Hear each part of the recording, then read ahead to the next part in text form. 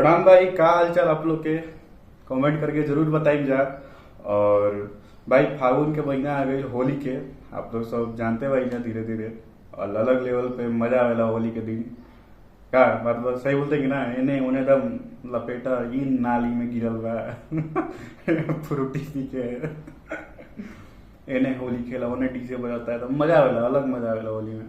आप लोग बताइए जा कहाँ कहाँ से हमारा वीडियो देखल जाता है, ताकि हमरो पता चले कि वजह वजह होली कैसे खेल जाला। कमेंट करके जरूर बताइए जा। सॉन्ग आइल बा देवर से दिलवा लागल बा, ठीक बा। और माइंड ना करम जा, होली के भोजपुरी सॉन्ग में ऐसा थोड़ा बहुत रहेला, ठीक बा। ऊंच नीच आप जानते जा हम किस बारे में बात करत नहीं सॉन्ग के लिरिक्स में, तो हमनी के बैकग्राउंड म्यूजिक के फील लेम जी अगर ऐसा होई था, ठीक बा। बाकी आप सबकी मर्जी बा। आदि शक्ति फिल्म पे आयल बा गाना, सिंगर अंकुश बिया और करिश्मा कक्कर, ठीक बा। सिंगर अंकुश बिया और करिश्मा कक्कर, राइटर यादव लालू, म्यूजिक श्याम सुंदर और फ्यूचरिंग अनीशा पांडे, ठीक बा। चल तब बिना देरी करने के स्टार्ट करेंगे और देखेंगे कि होली के सॉन्ग में कैसन गर्दा लागल बा, ठीक बा।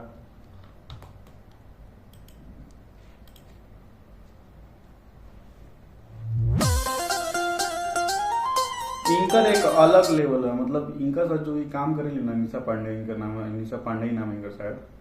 मस्त जोड़ी शूट कर ला, मतलब कोई भी गाना वीडियो शूट होला उस पर अच्छा लगेला।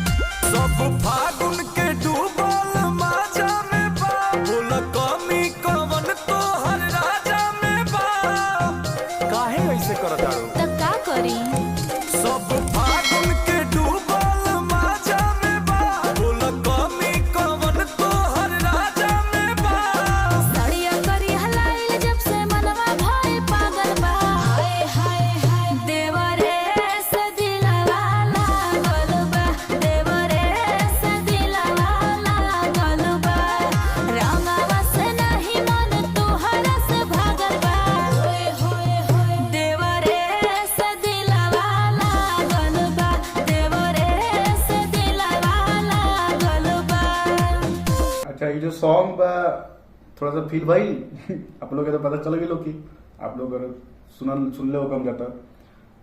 इनकरे गाना रहे करिया सड़ी वाला आदि, वही म्यूजिक बा, वो करे नहीं लिरिक्स लिखल गई बा, लागल है सुने पूरा पकड़ा जाला। कहीं कि हम वीडियो बनैले बानी तो यूट्यूब पे जाके हमारे चैनल पे जाके देख सकत रही जाए, ठीक बा। और एक नीचे भी हम डलवा लें, डिस्क्रिप्शन में डलवा दें, देख लम जा उस सॉन्ग तो पता चले। ओकरो प्यार दीजिए जाके।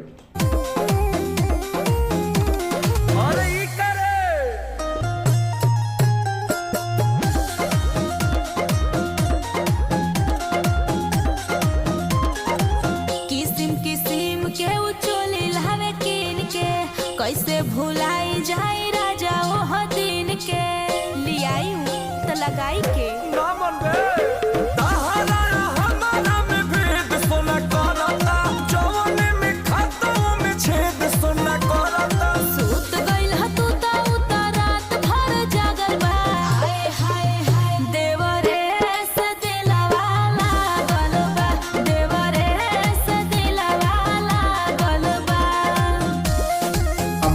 हम बोली ना सॉन्ग जो बा ना बैकग्राउंड वगैरह सब मस्त बा, लेकिन सॉन्ग बा थोड़ा सा इंग्रेज सॉन्ग रहे उसने लगा था, लेकिन लिरिक्स ज्यादा ध्यान ना देनी ये सब लिरिक्स बस पूरी सॉन्ग में हमेशा रहेला, कभी ना पीटा टूटी।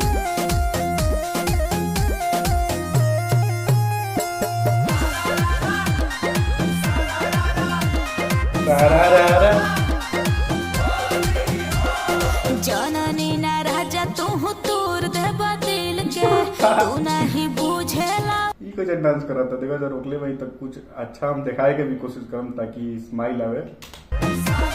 और हमार वीडियो से भाई देखबा जा तो हम यही कोशिश करेंगे कि हमार वीडियो अगर देखा जाए तो गाना भी मनोरंजन करा जा, इंटरटेनमेंट होके स्माइल रहे, हमारे बात से भी हम जो चीज दिखाई जो रिएक्शन देता नहीं, ठीक बा।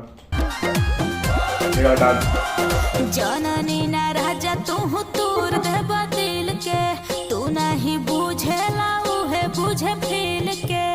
तहरा का बुझाई राजा? तोरा कुछ नहीं के बुझा तहरा हमारा में मार करावता हमको समझावे लालू फायदा उठावता। छन छन बाजे देखो करे दिहल छागल बा सारा रा रा रा।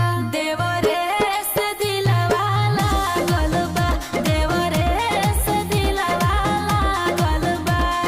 रंग बरसाई के बनौले उ त बादल बा।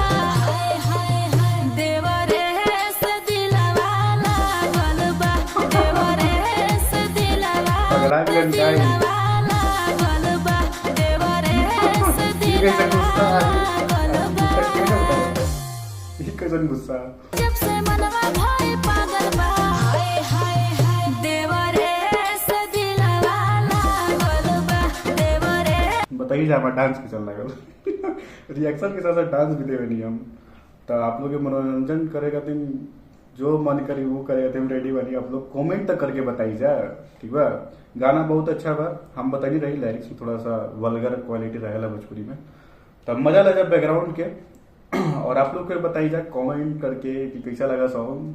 हमको बहुत अच्छा लगा। ठीक बा। और भाई अपन छोट भाई के बिना सब्सक्राइब करे वीडियो ना देखी जाए। और अगर हमें छोटा सा मेहनत लागता तो एक एक शेयर जरूर बनाता जो भोजपुरी सॉन्ग सुनत हो की ओकरा। और ठीक बा भाई, हम चलो तनी। लव यू, जय हिंद, जय भारत। नेक्स्ट वीडियो में बहुत जल्द मुलाकात।